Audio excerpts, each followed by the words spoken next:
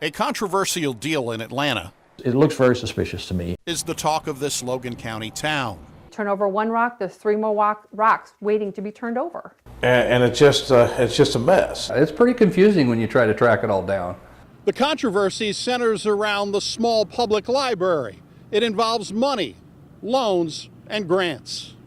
The Illinois Secretary of State awarded a grant totaling $25,000 of your tax dollars.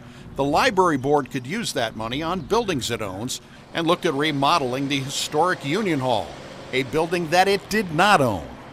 There were never any payments towards the purchase of this building. That was a requirement for the grant. Bill Thomas owned Union Hall and also serves on the Atlanta Library Board. John Kraft and Kirk Allen of the Edgar County Watchdog say it's a conflict and state law prohibits Thomas from selling his building to the library. Officers Prohibited Activities Act, that board member can't have a financial interest directly or indirectly with that public body, and he has a very direct financial interest. It was a 2-year grant, and in that 2-year grant time, never did they meet all of the criteria. They need to pay it back, and we need to start doing things honestly and above board. Amy Wertheim owns a small Atlanta business. I'm just a little candy maker here. Amy and a handful of other Atlanta residents are questioning the grant and other financial transactions, including loans by the Atlanta Library Board, using the Freedom of Information Act to obtain nearly 20,000 pages of documents. I don't believe they need it, and I don't believe they can afford it. We don't want to be taxed to death, but we are definitely supportive of the library and the good programs that they have done. But we need to make smart, sound decisions with the problems that are going on right now in our economy. Thomas attempted to sell Union Hall to the library for $200,000, but after public blowback, he donated the building.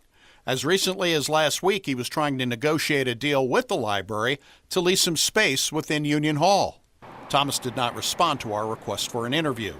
In the meantime, Amy Wertheim says Illinois State Police have been asking questions. They came and met with us originally. We laid everything out for him. Bill didn't coerce anybody or influence anybody on any of the decisions that were made.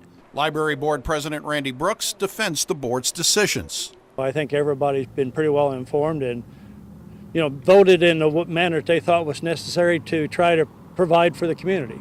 In October, the Illinois Secretary of State fired off a letter demanding the board return the $25,000 within 90 days, specifically citing Thomas's financial interest in the building.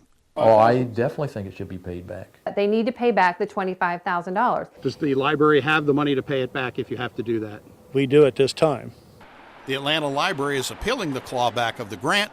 A hearing is set for January. Doug Wolfe, WAND News.